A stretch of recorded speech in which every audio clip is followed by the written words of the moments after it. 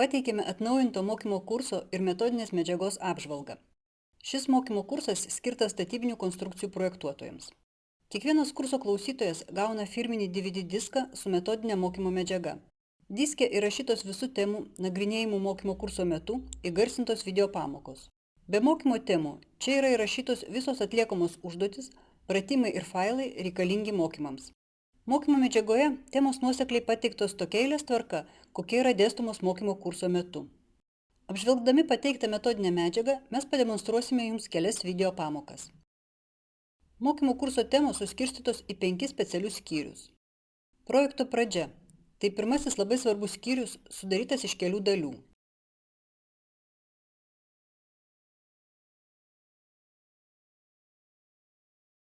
Pirmoje dalyje darbo pradžia su Autodesk Revit pateikta informacija, kaip atlikti programos nustatymus, pakeisti programos kalbos versiją, sukurti dažniausiai naudojamų šablonų sąrašą, nustatyti projekto matavimo vienetus ir kitas. Dalyje modelio komponavimas aiškinama, kaip sukurti lygius, ašių tinklus, pagalbinės linijas ir plokštumas. Toliau eina projekto geografinės padėties nustatymo ir vaizdo orientavimo pamokos. Laikančių konstrukcijų modeliavimo dalyje susipažįstama su nešančiomis konstrukcijomis, tokiomis kaip sienos, pamatai, kolonos, sijos, sijų sistemos, ryšiai, fermos, perdangos ir angos. Kiekvienai nešančiai konstrukcijai yra skirta keletas temų. Elemento sudarimo ir redagavimo būdai, savybės, medžiagos priskyrimas, medžiagų fizinių savybių pakeitimas, elemento padalinimas į detalės, fizinio bei analitinio modelio savybės ir kitka. Pirmame skyriuje iš viso yra 88 praktinių pratimų pavyzdžiai. Antrasis mokymo skyrius – metalo konstrukcijos sudarytas iš kelių dalių. Dalyje regioniniai nustatymai aiškinama, kaip įsikelti projektą skerspjūvių, varžtų, medžiagų ir armatūros strypų duomenų bazes pagal pasirinktus normatyvus. Laikančiųjų konstrukcijų modeliavimo dalyje pateiktos metalo konstrukcijos sudarymo praktinės pamokos. Čia galima išmokti ne tik sukurti metalo konstrukciją, bet ir patikrinti bei pašalinti kolizijas. Įjungiame video pamoką.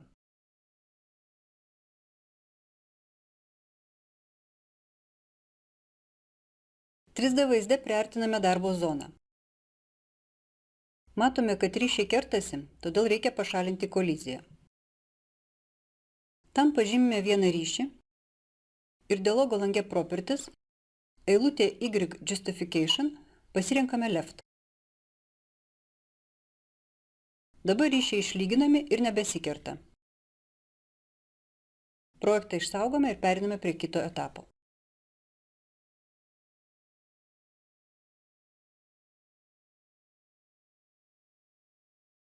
Laikančiųjų konstrukcijų sujungimų dalyje pateiktos pamokos, kaip sudaryti įvairius metalo konstrukcijos elementų sujungimus, atlikti sujungimo stiprumo analizę ir gauti ataskaitą. Metalo konstrukcijų skyriuje iš viso yra 40 praktinių pratimų pavyzdžių. Trečias mokymo kurso skyrius – gelžbetoninės konstrukcijos.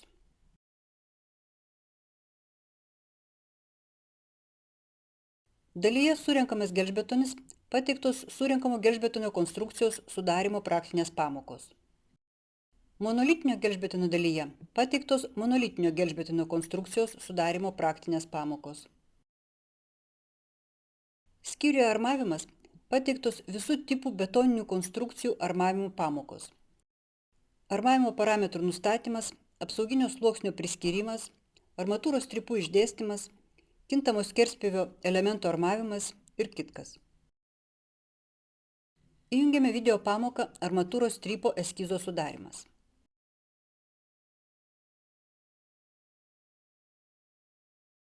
Atidarome du vaizdus – kolonos 3D vaizdą ir pjūvio vaizdą.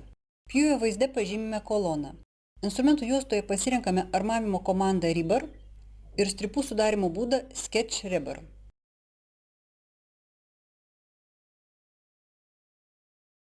Vėl pažymime koloną.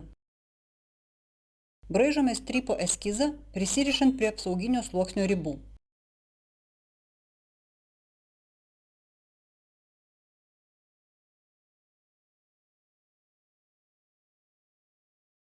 Klaviatūroje spaudžiame Escape. Pažymėjus strypo eskizo segmentą, jį galima koreguoti.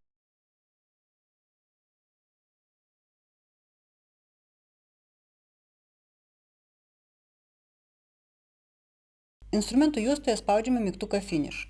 Programa sukuria armatūros strypą pagal eskizą. Pažymime armatūros strypą. Instrumentų juostoje pasirenkame komandą Rebar Set ir nurodome armatūros strypų išdėstymo modelyje taisyklės, fiksuotą strypų skaičių ir jų kiekį.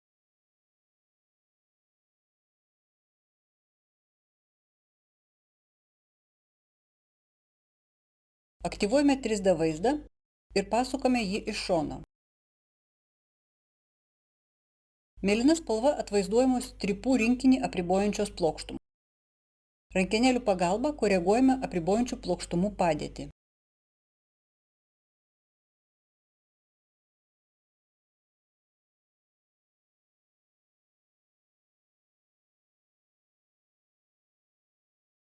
Sugrąžiname 3D vaizdą į pradinę padėtį.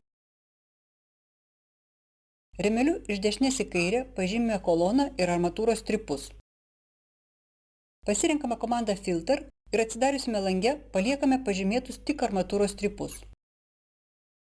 Dialogo lange Properties, eilutėje View Visibility States spaudžiame mygtuką Edit. Atsidariusime dialogo lange įjungiame armatūros atvaizdavimo 3D vaizduose taisyklės. Spaudžiame OK. Dabar armatūros strypai yra matomi per koloną kaip fiziniai elementai.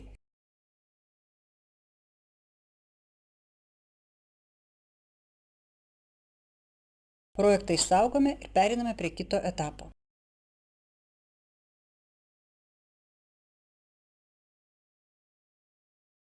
Kiekvieną mokymo medžiagos temą galima ne tik pasižiūrėti ir paklausyti, bet ir perskaityti tekstinį variantą. Skyriuje gelžbetoninės konstrukcijas iš viso yra 60 praktinių pratimų pavyzdžių. Skyriuje apkrovos ir analizė yra laikančių konstrukcijų analitinis modelis, apkrovos, kraštinės sąlygos, analitinio modelio patikrinimas.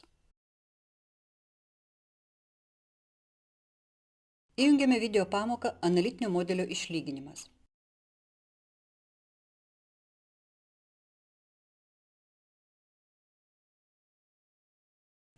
Instrumentų juostos Interface Structure pasirenkame koloną Column.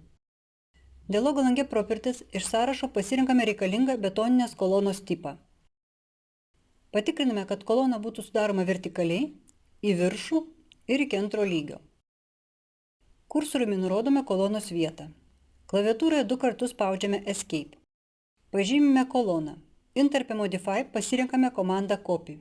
Padarome kolonos kopiją, nurodant atstumą tarp kolonų 6 metrai.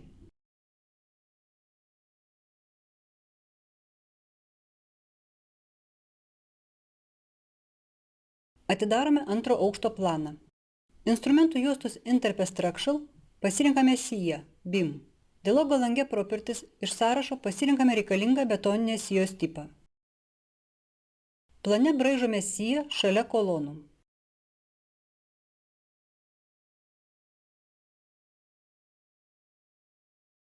Pažymime siją ir klaviatūros rodiklių pagalba stumiame ją link kolonos, kol sijos analitinis modelis nesutaps su kolonos analitiniu modeliu.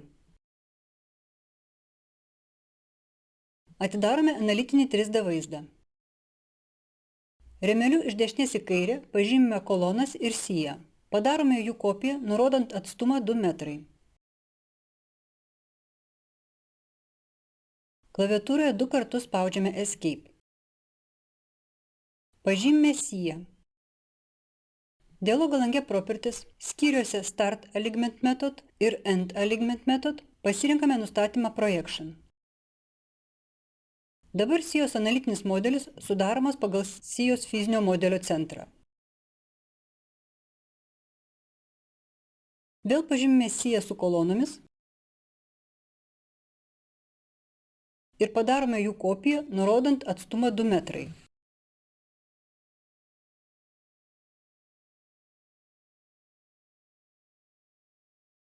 Pažymime siją.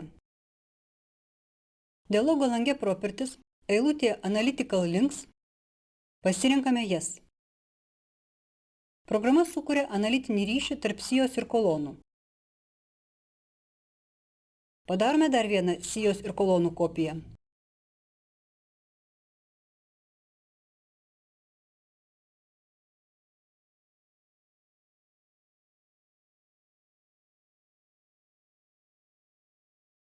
Pažymime siją.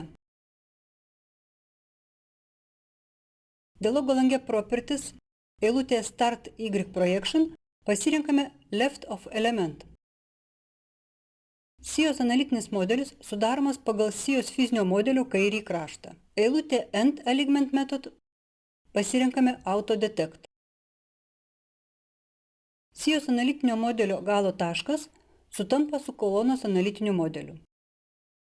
Apatinėje instrumentų juostoje spaudžiame Temporary View Properties ir pasirenkame Temporary Apply Template Properties.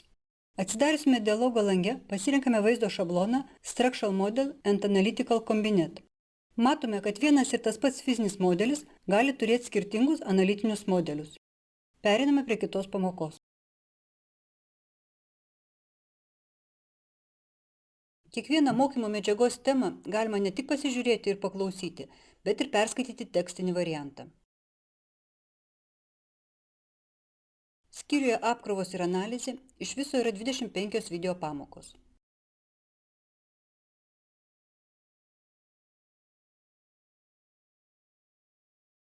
Paskutinėme mokymo kurso skyriuje Dokumentacija pateikta informacija, kaip sudaryti ir įforminti projekto dokumentaciją. Sudaryti brėžinių lapus, sukurti kampinį štampą, įkelti vaizdus į lapus, patalpinti matmenų linijas ir etiketės, sudaryti specifikacijas, eksportuoti projektą į kitas programas ir taip toliau. Šiame skyriuje yra 25 praktinės pamokos. Iš viso mokymo kurso metodinę medžiagą sudaro 230 lietuviškai garsintų video pamokų ir kiekvienos pamokos tekstinis aprašymas. DVD diską su metodinė mokymo medžiaga nemokamai gauna kiekvienas kurso klausytojas, kuris esant reikalui gali savarankiškai pasikartoti kiekvieną išklausytą temą. Kviečiame į mokymo kursus visus statybinių konstrukcijų projektuotojus, norinčius išmokti profesionaliai dirbti su programinė įranga Autodesk Revit.